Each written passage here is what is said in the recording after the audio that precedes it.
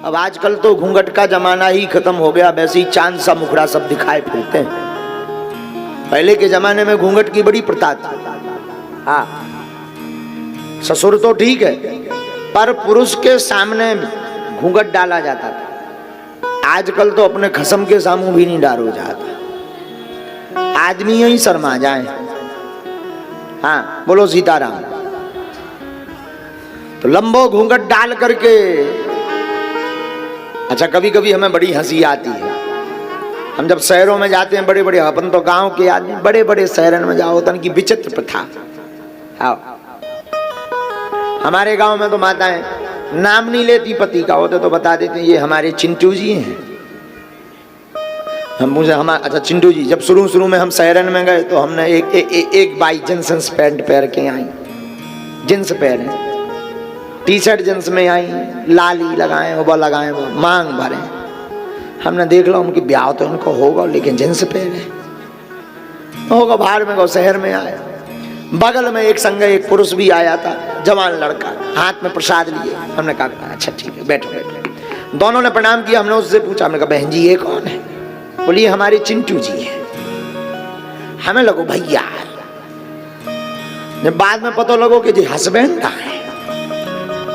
हमने कहा मान लिया जमाना, हमारे गांव में तो माताएं नाम ही नहीं लेती हैं, तो पूरा नाम श्री तो लगाऊती नहीं, कोई श्रीमान नहीं, कोई श्री नहीं, सीधो चिंटू। हाँ सीधो सीधो, उसका नाम रहा चिंटू, चिंटू डायरेक्ट नाम। बल्कि धर्म है कि अपने पति का नाम नहीं लेना चाहिए। शास्त्र तो यही कहता है, सम्मानीय व्यक्ति, देखो शिष्य को गुरु का नाम नहीं लेना चाहिए, कोशिश भर, काम ना चले तो ठीक है। शिष्य को गुरु का नाम नहीं लेना चाहिए, पत्नी को पति का नाम नहीं लेना चाहिए।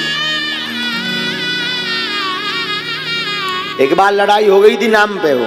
हाँ, अच्छा लो कथा याद आ गई, सुना। एक शहर की पढ़ी लिखी औरत का विवाह गांव में हो गया। गांव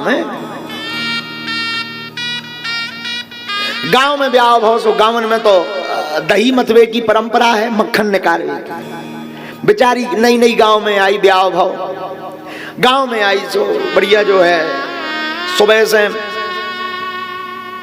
उठी, सासू माँ ने पूछा बेटी जाओ देखो जना भैंस उठ गई कि नहीं उठ गई, भैंस खड़ी है कि नहीं खड़ी। जब वह देखवे आई सो भैंस पगरात रहा। जब भैंस पागुर करती है तो मुंह से झाग निकलता है। अजय इतनी भोली गांव की, शहर की ज्यादा पढ़ी लिखी बिटिया भगत भगत आई, बोली अम्मा अभी खड़ी तो हो गई लेकिन अब मंजन कर रही। हाँ, कॉलगेट छपा है। सासू माँ भी हंस गई कि धन्य, चलो कुछ नहीं समझ जाएगी। लेकिन कुछ दिन भाई, एक दिन उसने दही मथा, और जब दही मथा तो मक्खन निकला तो भागी अम्मा जी अम्मा जी अम्मा जी जल्दी चलिए, अम्मा जी जल्दी चलिए। मक्खन आ गया मटकी में, मक्खन आ गया। सास लाल हो गई, चुप हो जा। 4 दिन आए नहीं भाई, नाम ले रही। बहू हैरान हो गई कि इतनी मेहनत करी, हम तो सोचे थे कि हमारी प्रशंसा करें, ये तो नाराज हो रही। अम्मा जी हुआ क्या है, नाराज क्यों हो रही हो? शर्म नहीं आती, नाम नहीं लेते क्या? मक्खन ही तो कहा, अरे ये तेरे ससुर का नाम, मत लेना, चुप हो जा। अरे अम्मा जी अम्मा क्षमा करो, अब नहीं लेंगे। 2-3 दिन बाद फिर मक्खन उसने मथा, फिर दधी मथा तो फिर मक्खन निकला। भागी अम्मा जी जल्दी चलिए, ससुर जी आ गए मटकी में। अब नाम तो ले नहीं सकते, नाम तो ले नहीं सकते, तो उसने उपाय ढूंढा, ससुर जी आ गए। ऐसा कहते, ऐसा बोलते हैं, ससुर जी आ गए मटकी में आते गए। 4 दिन आए नहीं भाई, पढ़ी लिखी ज्यादा बनी। अम्मा जी क्षमा करो, दूसरी बार और क्षमा। अब गलती नहीं, भूल हुई थी सो हो गई, अब ना हुई है भूल। मटकी में फूले धरे गोभी जैसो फूल। अब ससुर जी नहीं, अब गोभी को फूल। तब पर सासू माँ ने उसे माफ किया। तो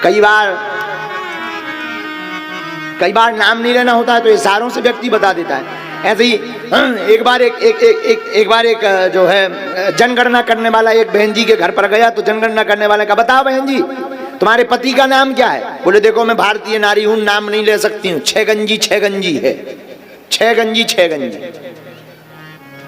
अब आप समझ जाओ। बोले हमें नहीं आया समझ में। उसने कहा अच्छा नहीं आया, 3 गंजी। अब भी समझ में नहीं आया। तीसरा व्यक्ति खड़ा था, बोले हम समझ गए, इनका नाम छगंजी है। नोट कर लिया उसने छगंजी। तो पत्नी से उसने पूछा क्यों, अब तो ठीक है? बोले अब तो कई बार इशारों से नाम लिया जाता।